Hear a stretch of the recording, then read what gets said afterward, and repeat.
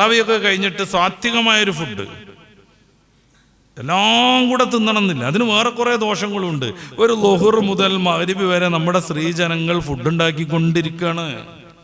എന്താ അവർക്ക് നോമ്പിന്റെ ചൈതന്യൊന്നും വേണ്ടേ? അവർക്ക് ഖുർആൻ ഓതണ്ടേ? രാവിലെ പിന്നെ കഴുകലും പാത്രം കഴുകലും വീട് വൃത്തിയാക്കലും അലക്കലും ഒക്കെ ആയിട്ട് ഉച്ചവരെ അങ്ങനെയും പോകും. എന്താ അവര് നമ്മളോടൊപ്പം സ്വർഗത്തിലൊന്നും പോണ്ടേ?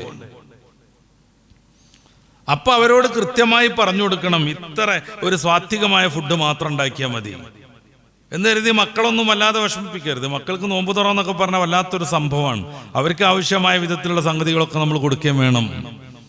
ഒരു 100 സാധനം ഉണ്ടെങ്കിൽ നോമ്പൊന്നോട് മുറിഞ്ഞിട്ടുള്ളൂ എന്ന് വിചാരിക്കരുത്. നോമ്പ് ലളിതാണ്. ഇത്തിരി വെള്ളം കുടിച്ചാൽ മുറിഞ്ഞു പോകും. അല്ലാതെ ഈ സാധനങ്ങളൊക്കെ പാടി ഇടിച്ചു കയറ്റിയാൽ മാത്രമേ നോമ്പ് മുറിയുള്ളൂ എന്ന് തെറ്റിദ്ധരിക്കരുത്.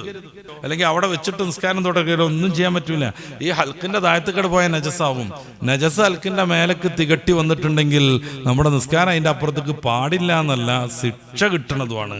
നജസോടുകൂടെ ബോധപൂർവ്വം നിസ്കരിക്കാൻ പറ്റൂല, അഴിച്ചു പോണം.